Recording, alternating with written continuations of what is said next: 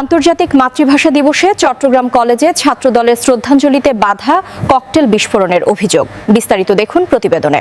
মহান ২১শে ফেব্রুয়ারি ও আন্তর্জাতিক মাতৃভাষা দিবস উপলক্ষে চট্টগ্রাম নগরীর চকবাজার থানাধীন চট্টগ্রাম কলেজ ছাত্রদলের উদ্যোগে কলেজস্থ শহীদ মিনারে শ্রদ্ধাঞ্জলি জানাতে গেলে বাধার সম্মুখীন হওয়ার অভিযোগ উঠেছে। এ সময় ঘটনাস্থলে ককটেল বিস্ফোরণের ঘটনাও ঘটেছে বলে দাবি করেছে সংগঠনটির নেতাকর্মীরা। ছাত্রদল নেতাদের অভিযোগ, তারা শান্তিপূর্ণভাবে শহীদ মিনারে ফুল দিয়ে ভাষা শহীদদের প্রতি শ্রদ্ধা জানাতে গেলে প্রতিপক্ষ সংগঠনের নেতাকর্মীরা বাধা প্রদান করে।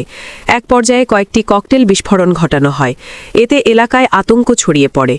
সংগঠনটির পক্ষ থেকে দাবি করা হয়, স্বাধীনতা বিরোধী চক্র পরিকল্পিতভাবে এ নাশকতা চালিয়েছে।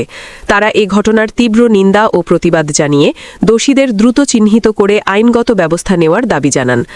ঘটনাস্থলে উপস্থিত ছিলেন ছাত্রদলের যুগ্ম আহ্বায়ক খোরশেদ আলম, মাসুম বিল্লাহ, সায়েদুল, আবির, সাকিব, সংগঠক মাহির ফয়সাল, জুবায়ের হোসেন সহ একাধিক নেতাকর্মী।